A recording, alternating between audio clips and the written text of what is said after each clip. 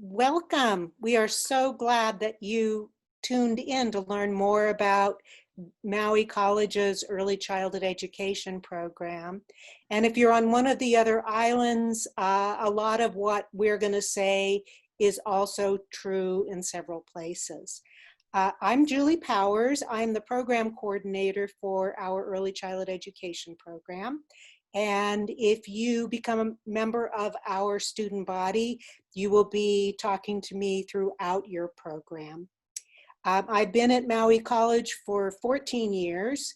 Before that, I was at Manoa, where I was the director of the Children's Center.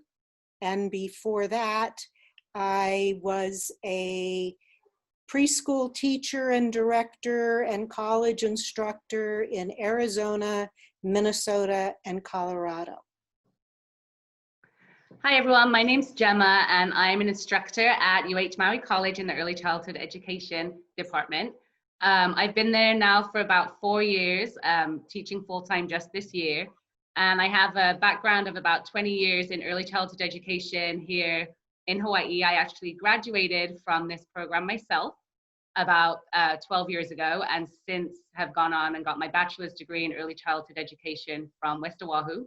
And I got my master's degree from UH Manoa.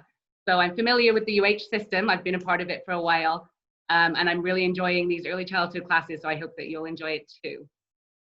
I'm going to share my screen and let Julie begin our presentation.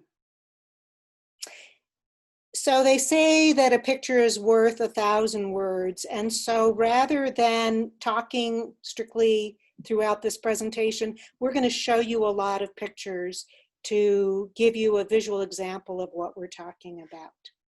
And there will be a few minutes at the end for you to ask questions. So at the end of our program, a lot of our students say that they feel like a big ohana. And we really do put a lot of effort into making our classrooms feel like a trusting community of learners. You'll be ready to collaborate in the classroom and with the students and teachers that you work with in the field. So one of the questions we get is, what can you do with this degree?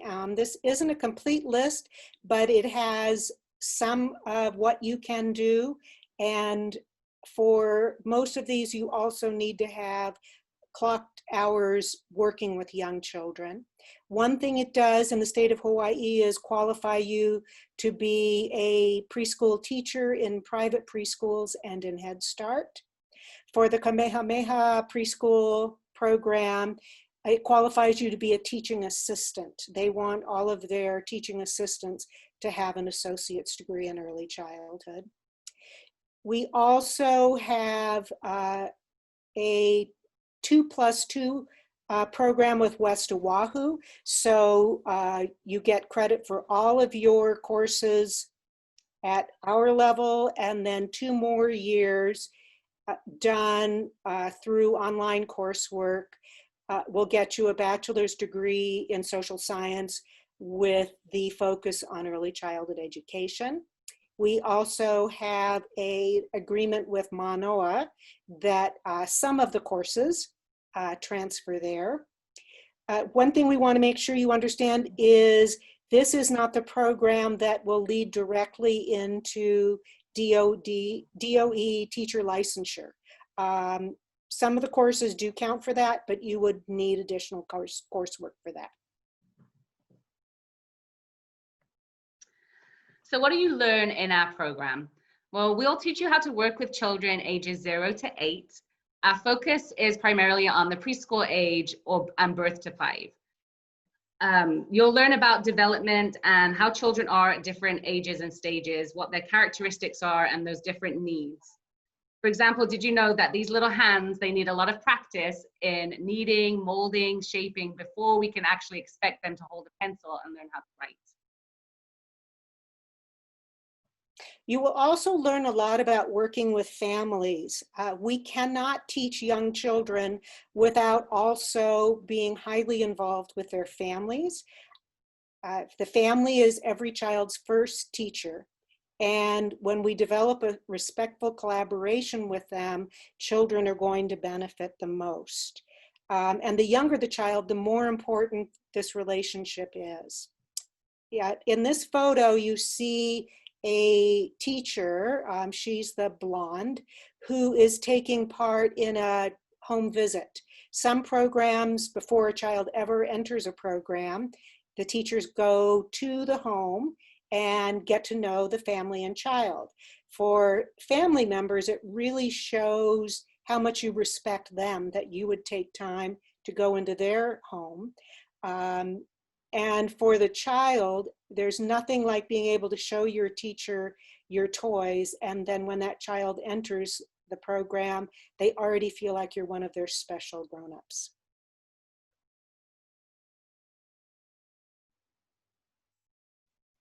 So the teaching strategies in early childhood may look very different from those that you're familiar with from your own elementary education experience.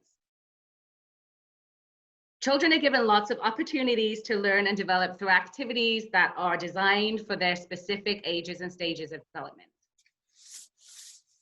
So in these pictures, you can see right here on the left, this teacher, student teacher, has song lyrics that she's written in words and then posted with pictures. And you can imagine she's sitting with a small group of children singing this song with them. And this is a literacy experience for those children.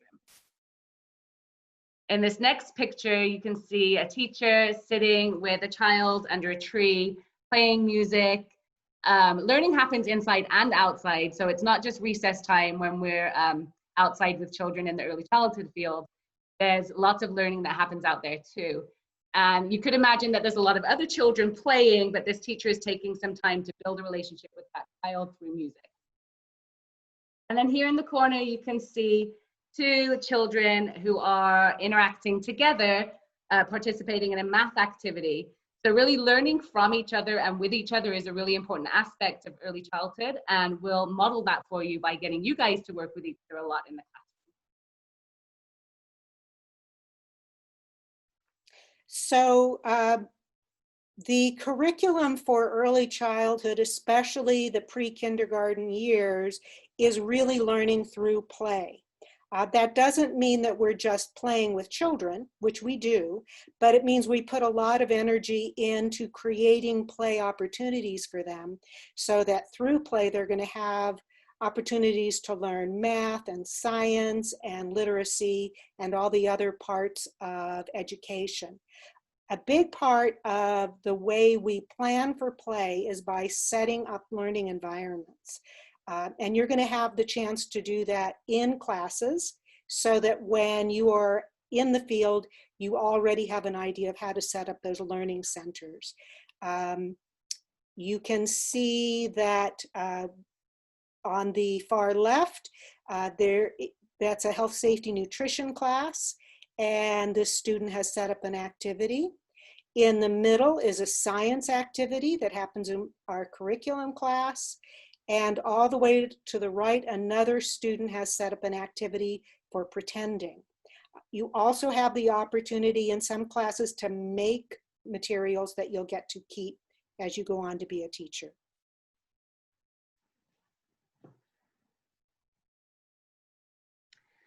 So healthy habits are really established at a very young age. And obviously right now with the pandemic, we want all children to know how to wash their hands really, really well.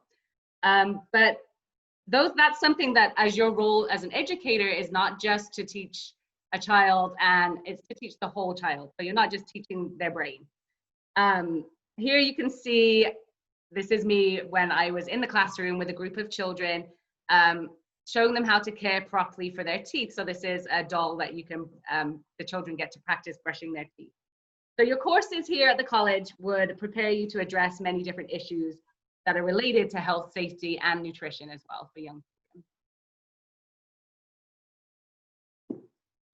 Another big part of the role of an early childhood educator is to guide children's behavior and help them learn how to solve conflicts and develop social and emotional skills. We have the opportunity to really spend a lot of time with children learning these skills because we are engaging in them within their play. And if they don't get the opportunity to learn some of these skills before they go to elementary school, and they're in conflict on a playground where there is one playground supervisor for 300 children, sometimes children end up becoming bullies or getting bullied because nobody has shown them another way to do it. So we include guidance issues in all of our classes. In the top picture, you see what is a typical conflict between preschool age children fighting over a toy. And we will help you understand ways that you can help children solve those conflicts besides just taking the toy away or punishing them. But more important than that, you see on the left that this is a child who is comforting his sad friend, and having opportunities to develop empathy and support each other is a big part of what happens in the preschool years.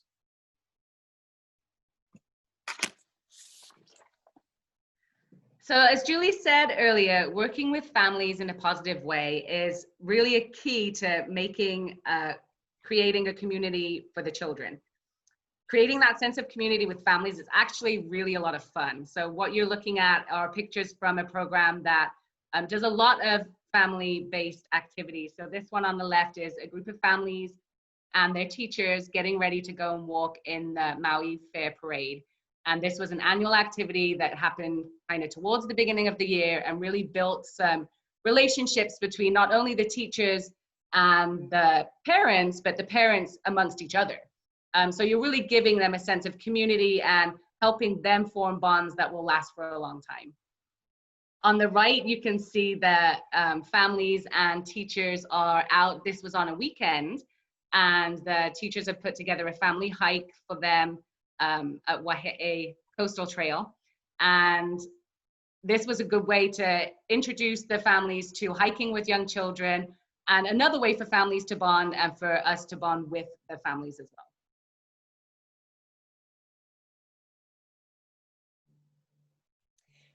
We go into a lot of depth in how to teach children through play. Because it is central to the preschool curriculum, it's important to understand how we provide those opportunities, and for our students, getting to practice that can really help. In the background of this picture, you see that we have a lot of art experiences, different kinds of paint, and those are painting experiences that our adult students actually did, because then they can learn what is challenging, what is easier. So a lot of what's happening in our classes is hands-on doing what that you would have the children do. And in the foreground, this is part of a activity fair for our health, safety, nutrition class.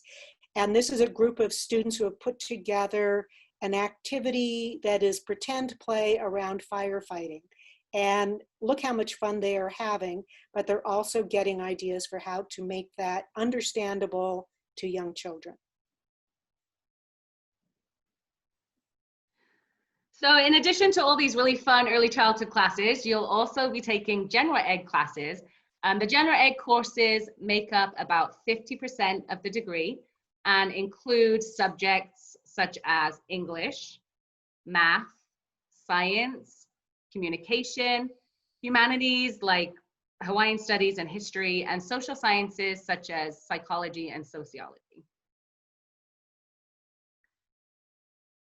So what are early childhood education classes like? So we give opportunities for you to get a lot of experience working with children in the community. We don't want our students to just go into a job recreating what you might see on the mainland or anywhere else. It's important to have place-based education or experiences that are meaningful for the children in Hawaii and Maui specifically.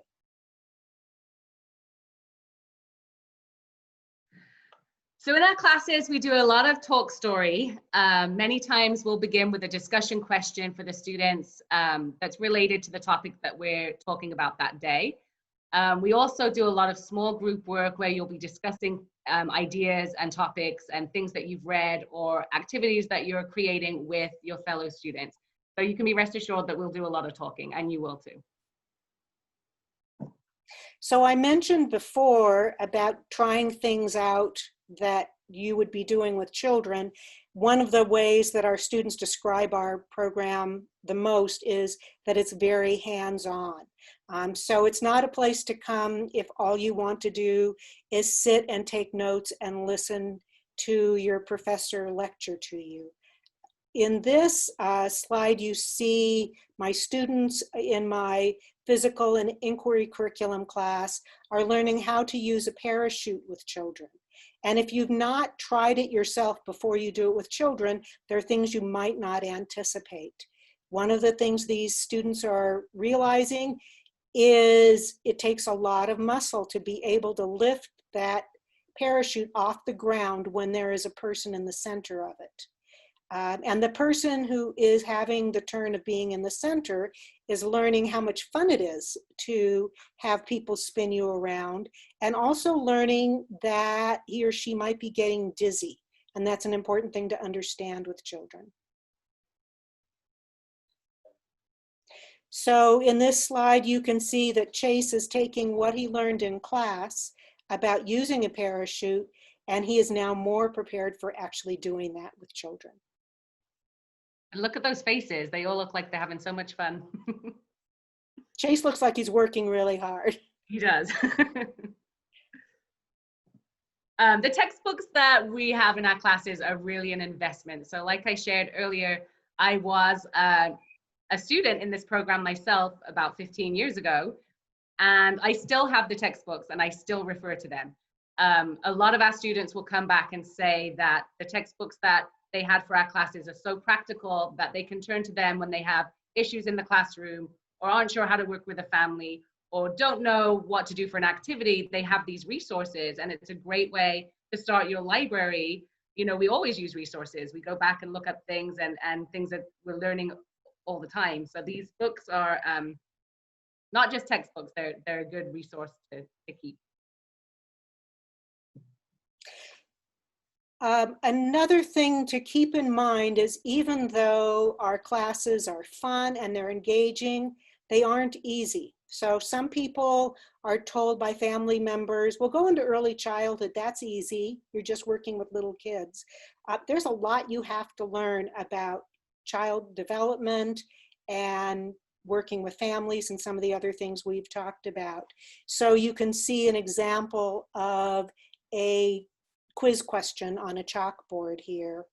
The thing that we can tell you is that we aren't asking you to take part in reading or assignments or quizzes that aren't going to actually help you become a better teacher. And another thing you can trust is that we are going to be there to support you being a successful student. Gemma and I both meet with students and help students who might be struggling. And we have an excellent counselor, academic counselor, who works with our students, and her contact information will be at the end of our slideshow. So most importantly, you will work directly with children with the support of myself and Julie. And I would say that this tends to be the favorite part for most students of our program, that you get to go into different preschool programs, early childhood centers, and see what's happening. You do observations from your very first class. You also participate in 2 practicums, which give you hours of working with children. It's a great way to sort of look at the different programs that are out there and decide where you want to work when you graduate, what type of program you'd like to be in. You get to practice the skills that you're learning in all of these classes with real life children. So this is something that many students come back and say they were so glad that they had the opportunity to do. And this is actually at the Head Start program that is on our campus, where you'll do one of your practicums. One thing that is unique about our program at Maui College for the UH system is for all of the community college early childhood programs. At the current time, we are the only one that has NAEYC accreditation, which is the National Association for the Education of Young Children and the largest association of early childhood educators.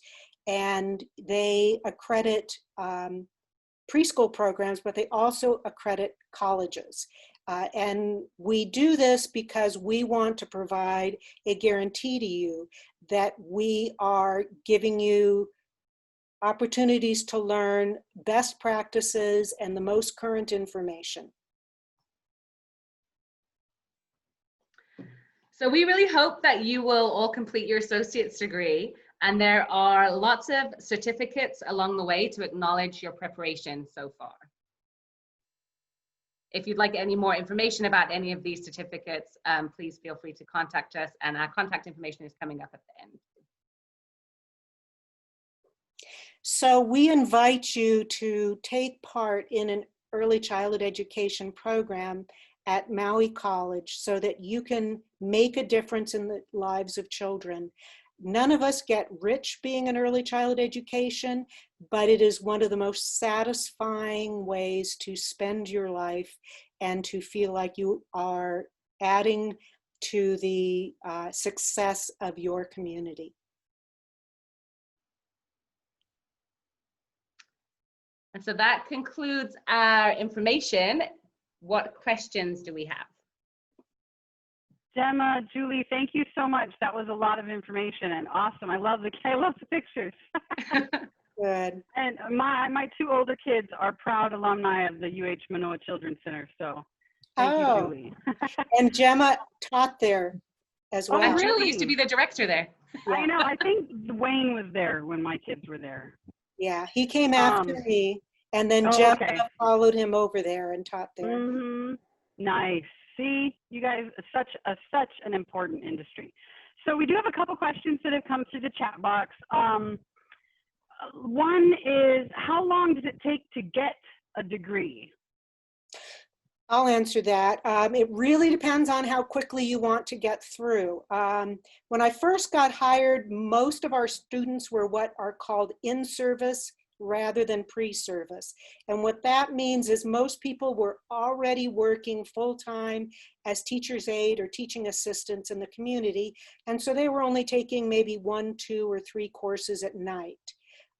When you go that route, it takes a long time. If you are a full-time student, and we're seeing more and more full-time students, the program is designed to complete in 4 semesters. Some of those semesters are 5 class semesters, and a couple are 6 class semesters. Okay.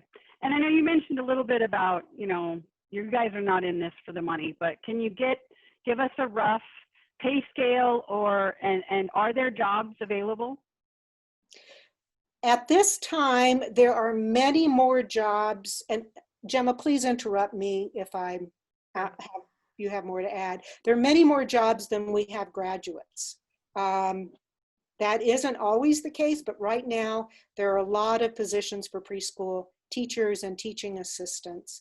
One of the things that has changed is there is an expectation now of having degrees that weren't always there. In terms of pay scale, it really depends on where you work. If you are at Kamehameha School, their pay scale is similar to what DOE pay scale is. If you are at Head Start, it depends on what degree you have. If you're in a small private program, maybe a faith-based program, you may be making an hourly wage of $12 to $14 an hour. Does that sound right, Gemma? Yeah, that sounds about right. Yeah. So it really depends on where you are and what you do. Another thing a lot of people do is they open family childcare programs, and then you are your own boss and you charge as much as you want to charge. And that for some people means they make a lot more money and they're with their own children rather than paying for childcare themselves. Okay, and in terms of things and changes in the light of COVID, is there online courses? I know you're a very hands-on program. Are there online courses in the fall? Okay, I'm going to take that one too, Gemma, if that's okay. Go ahead. Almost all of our classes are going to be online, meaning synchronous, so they'll be taught through Zoom. What we didn't want to do is be in the position of having face-to-face classes, having a resurgence in the middle of the semester, and then suddenly everybody has to be in online courses again, like happened last semester. One class that will be part face-to-face and part synchronous is one of my curriculum courses, because it's hard to do if you don't get your hands on the materials, but we're taking very strict precautions to keep students safe. For our practicum course, the students will be spending time, total of 110 hours through the semester at our Head Start, but then the course meeting part of that will be via Zoom. Okay, and just one last question. I have a question from our participant asking about English. Do you guys touch at all about meeting parents that might not speak English, or students going through your program themselves that maybe have English as their second language? Okay, I'll start that one and I'll let Gemma finish up. One of the really important parts of early childhood education is supporting language development. And that may be English language learners for both children and our students, or it could be having a special need. So we put a lot of energy into helping bridge for our students. We typically have some students who don't have English as their first language. We had one student graduate last month whose first language is Portuguese. We have several students whose first language is Spanish. And we always have some students who have one of the Filipino languages as their first language. So we provide the support that we can. And it's something that as a field, we're really trying to stay ahead of, but in Maui, that population keeps shifting. So when in some parts of the island, Spanish is the first language for some students, for some, it is one of, it might be Marshallese or Chuk or one of the Pacific Island languages. So it takes a lot of support. Gemma, did you have anything to add before we wrap up? I did want to add about the online Zoom classes and the hands-on nature of our program. There are activities and ways that we are able to incorporate that hands-on part with students doing things at home and demonstrating for the group via Zoom. So even though they're not doing it together as a group, they are still learning from each other within the program and getting that sort of hands-on experience. Thank you so much for participating in our first virtual college fair. And thank you, Julie and Gemma, for your presentation. I hope everybody has a great day.